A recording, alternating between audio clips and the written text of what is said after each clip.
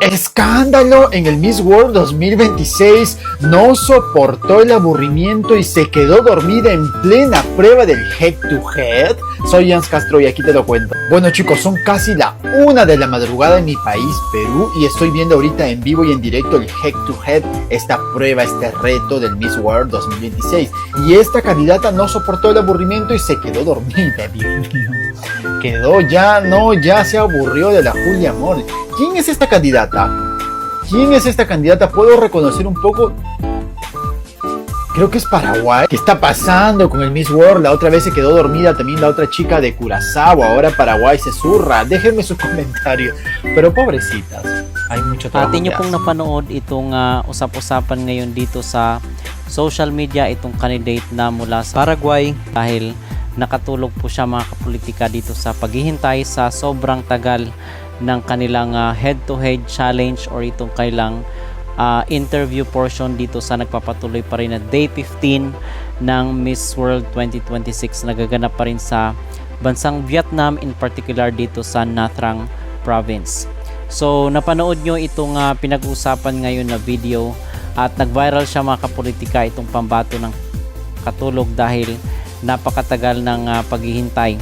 At in fact ngayon as we speak is nasa Caribbean, Americas at Caribbean pa na region yung ini-interview nila dito sa kailang head-to-head challenge. So medyo matagal yung paghihintay ng mga candidate at of course tayo na mga taga-subaybay na Asia Rose Simpson ay naghihintay rin po tayo mga kapolitika ng update, but unfortunately is dahil nga sobrang dami na mga candidate kung ikukumpara doon sa Miss Grand International na sa 60 to 70 candidates lang, dito kasi sa Miss World is nasa 100 plus. So to be exact is nasa 111 na mga candidates ang naglaban-laban at ini-interview dito sa kailang head-to-head challenge, kung kaya medyo matagal rin talaga. So kung nakatulog man itong si Curaçao, I believe it's okay kasi baka di natin alam na puyat siya or talagang napakatagal lang talaga ng paghihintay dito sa mga candidate. At ang sabi nila is napaka-boring naman itong interview nila. Sana is nagkaroon na lang sila ng panel of interviewer mga kapolitika para sa bawat candidate, unlike dito sa sa Miss World. Kasi sa Miss Universe, diba, merong set of interviewer kung saan is by group yung mga yung mga candidate. Dito kasi is iisa lang talaga. So lahat ng mga candidate is kinakailangan na maghintay at hindi mapigilan at maiwasan na yung iba is aantukin talaga dito sa sobrang tagal ng paghihintay sa kailang head-to-head challenge para sa kailang turno para doon sa kailang interview. Okay, so yun mga kapolitika ang latest at pag-uusapan rin po pala natin ngayon itong lumalabas ngayon na iskandalo dito sa mundo ng social media dahil yung meron daw picture mga kapolitika. Ang bottom line dito is meron daw picture itong si Asia Rose Simpson nakuha ng isang Vietnamese na sumusuporta sa kailang candidate at pinost doon sa kanilang meron kasi siyang kopya mga kapolitika na original and then kinuha daw nitong Filipino page. So nagrereklamo siya ngayon ng copyright. Pero ang sabi ngayon ng ating mga netizen is parang napaka overreaction naman itong Vietnamese dahil nagde-demand siya na kinakailangan daw magsalita ni Asia Rose Simpson dito sa isyong ito or else hindi daw niya deserve ang corona dito sa Miss World 2026.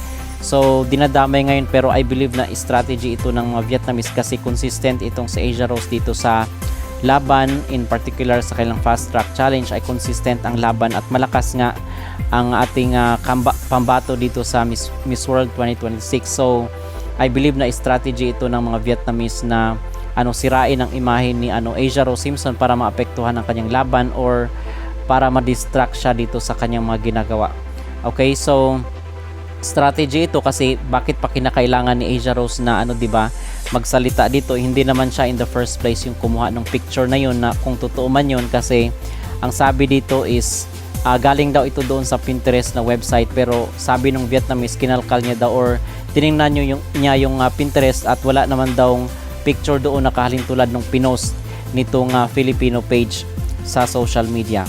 So sabi po dito sa sa post ng Sashes and Crowns, Vietnamese fan triggered as Asia Rose Simpson surges ahead of Vietnam's delegate on the Miss World scoreboard as Asia Rose Simpson continues to gain momentum at Miss World and has reportedly moved ahead of Vietnam's representative on the scoreboard, a Vietnamese fan who is also the designer claiming to be the original creator of the disputed background, has brought renewed attention to a Team Philippines post made 10 days ago. The designer accused Team Philippines of copying the background from their original work and has now raised the issue publicly. The timing has caught the attention of pageant fans, especially as Asia Rose Simpson continues to emerge as a strong contender for the Miss World crown.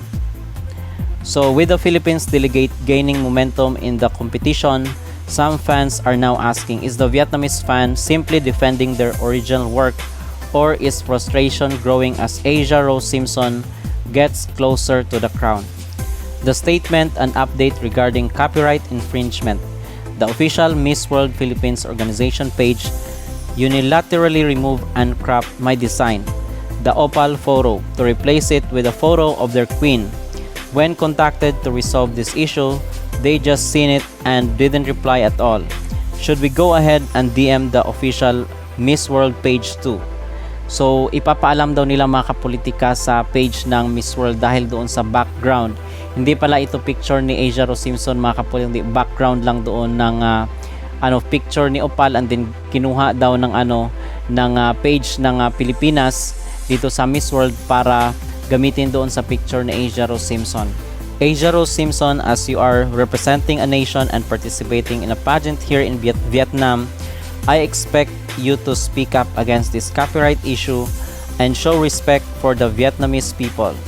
If your organization persists in the unauthorized use of my design, I do not believe you deserve to win this competition, as neither you nor the organization demonstrates any regard for the intellectual property of others, and I am a Vietnamese person who does not welcome you to my country.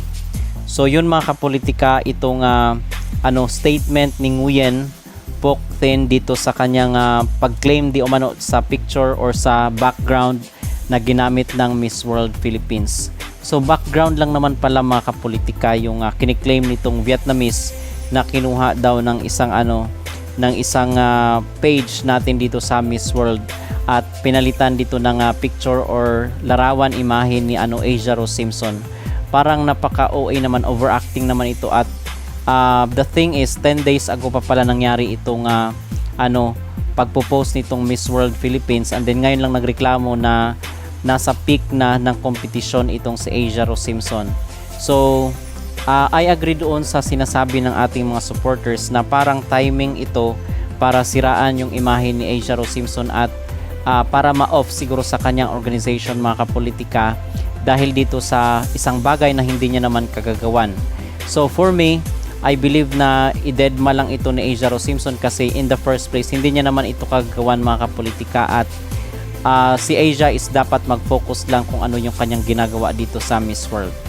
Okay, so yun po yung aking may advice, may papayo, kasi wala siyang ginawang mali dito mga kapolitika, at yung kung meron mang reklamo itong Vietnamese na ito is dapat i-confront niya kung sino man yung person involved dito na kanyang pinatutungkulan. Okay? At isa pa mga kapolitika, dahil nga ngayon is social media na at hindi naman natin makontrol kung sino yung magre-repost, mag-i-edit ng ating mga ginagawa dito ng ating mga post. So dapat is nasa mindset na rin na ang lahat is accessible na. Yung minsan yung gawa ng isang content creator is gagayahin ng iba or i-recrop, kasi dito sa atin kumukuha nga tayo ng videos ng ibang mga content creator rin, and then meron kasing policy ang social media na pwede yung fair use policy. So ibig sabihin kung kumuha ka ng picture is kinakailangan na mag-comment ka, mag-react ka, bibigyan mo siya ng commentary or ng iyong personal na opinion. Pwede kasi yun, meron kasing guidelines yan sa community standards na pwede kang kumuha ng picture or videos ng iba na kung saan is pwede kang mag-react for your commentary purposes. So ang reaksyon naman ng ating mga netizen mga kapolitika, ang sabi daw ay threat daw sila masyado dito kay Asia Rose Simpson at gumagawa-gawa lang daw ng issue itong Vietnamese fan. Pero meron namang iba na pumapanig dito sa Vietnamese kasi nga copyright daw yon at kinakailangan daw na na magbigay rin ng galang kasi minsan 'di ba naglalagay sila ng credit to the owner, which means na hindi sa kanila yung obra.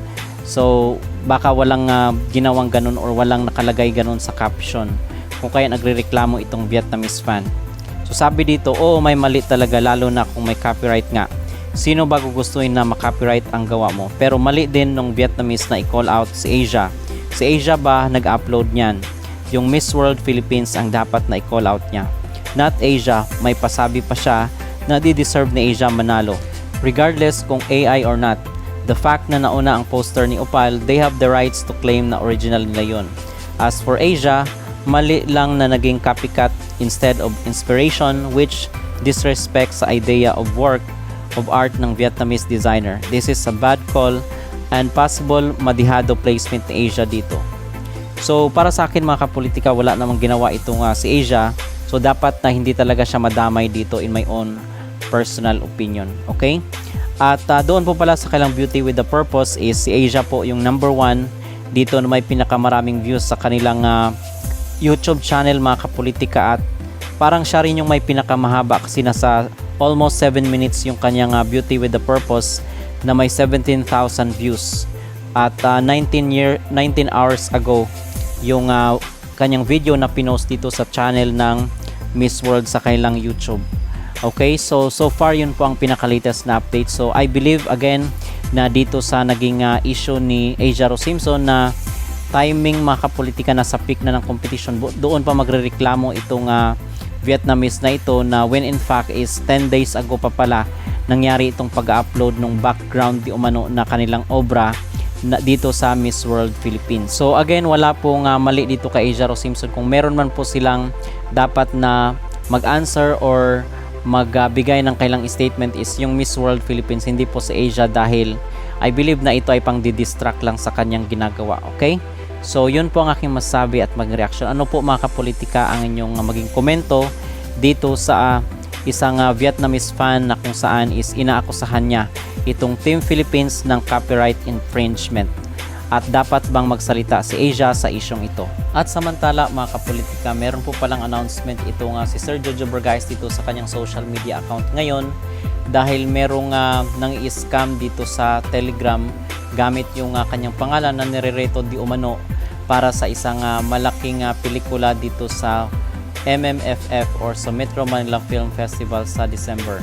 So gusto lamang po nating palalahanan ang lahat na wala pong pinopromote na film or wala pong ginagawang film itong si Sir Jojo Vergais at this point, para lang po malaman ng publiko at ng ating mga netizen na wala pong ganitong project ngayon si Sir Jojo, kasi baka manghingi ng pera sa atin mga kapolitika at mang-scam ng ating mga kababayan. So narito po ang naging pahayag ni Sir Jojo Vergais na kanyang pinost dito sa kanyang page sa Facebook. Guys, meron nang i-scam sa Telegram na nagpapanggap na Jojo Vergais. At ang sinasabi ay inirereto ko daw para sa isang director ng isang film na kasama si Miss Ivana Alawi. And then magkakaroon ng casting sa video at yung kung sino man yung tao ay pinag nila sa video.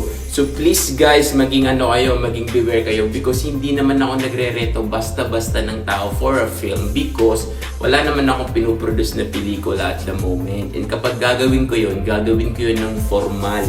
So please be aware para hindi kayo magkaroon ng scandal, Diyos ko po. And mag-ingat kayo, please lang. And ngayon tinawagan ako ni James Rodrigo. So ngayon lang sinasabi ko na for awareness guys, please. And paki-spread nitong video, paki-share nitong video para wala nang mabiktima pa to sa industriya natin.